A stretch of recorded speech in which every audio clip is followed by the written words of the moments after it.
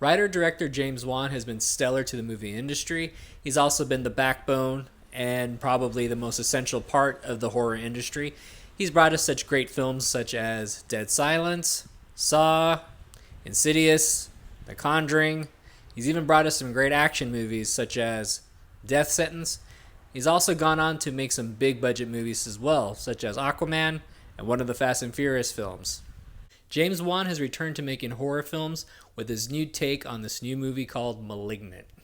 So in Malignant, we follow a main character. She's actually starting to see visions of people dying, and she's not exactly sure if they are true or if she's just losing her mind. However, we end up finding out these visions are actually true, and she does not know how she's linked up to all these tragedies that are taking place.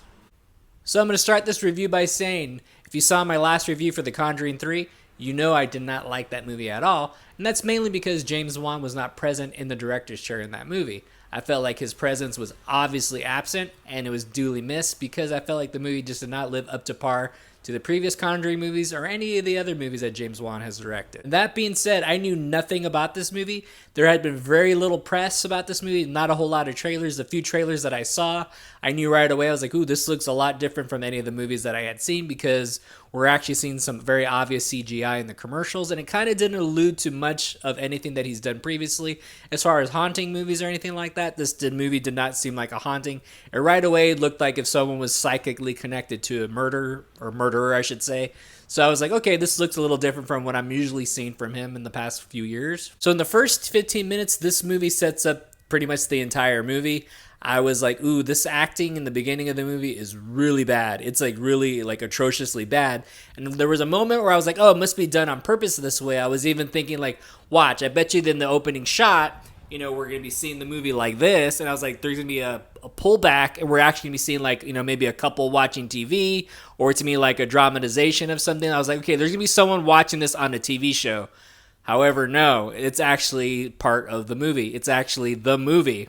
And as we go further into the movie, I was like, oh yeah, I know exactly what's happening in this movie. I already know what the twist is going to be. If there's any additional twists, okay, I guess. But I was like, I already know who the killer is. I already know what's happening because I was like, this is already reminding me of an early Stephen King book or even an early Stephen King film that took place in the 90s. If I say what it is, it'll give it away. But going back to the acting is consistently bad throughout the movie from beginning to the end. A lot of the lines seem too corny or too forced, and the actors can't even pull it off. Even our main lead, I did not believe anything she said. I was laughing at most of her dialogue. I was laughing through most of this movie altogether. The moments with the killer, or aka the imaginary friend Gabriel, where there are some fight scenes, and it almost turns full-blown action movie, and a lot of the times it looks very silly. The CGI at a lot of the moments are so bad that it almost looks like that one bad moment in the Matrix sequel where it looks like basically you're playing a video game.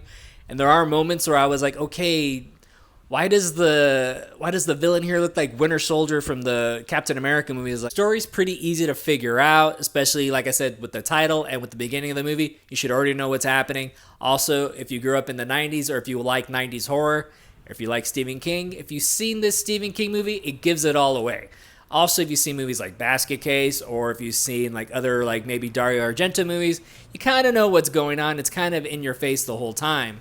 Towards the end of the movie, it goes from crime drama to psychological horror to a flat-out action movie, and by that point, I had already checked out mentally. I was just laughing more hysterically at the movie because it was so silly and it got so stupid by that point. I was almost like, wow, and then like not only that, seeing people actually walking out of the theater made me laugh even more. A lot of people in the horror community were like, oh, you don't get it, man. He was doing this on purpose. It's paying homage to Argento movies and certain movies from the 80s and 90s. Yeah. And I know this was an experiment by James Wan. I get that. However, I've seen things like that done a lot better. I've seen movies that have paid homage to the horror genre from the 70s and the 80s and, managed to like make it actually pretty enjoyable and even give like a good wink to the camera. We've seen movies that have done that even like in a parody form. We've seen that done a lot better. We've seen that with Planet Terror. We've seen that with Death Proof. We even seen that with the movie Final Girls, even though it's kind of sold as a comedy. It's a parody of the horror genre, but it's actually a pretty good horror movie in itself. Malignant did have some really good blood and gore effects because they don't hold back on that. Also, the movie is very funny, whether it's intentionally to be funny or not. It is very funny from start to end. For me, Malignant was nothing memorable or nothing new.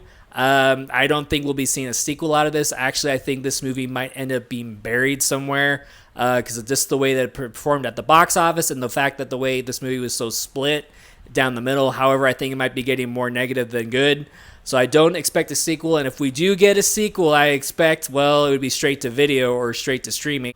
If I was going to suggest this movie to anybody, I would say watch it at home, watch it drunk with your friends, because that might be the only way this movie might be salvageable. I'm going to give Malignant a C-. Hey, thanks for tuning in. Don't forget to hit like and subscribe. I'm Mike, the Movie Misfit, and I'll see you at the movies. Get more out of life. Go out to a movie.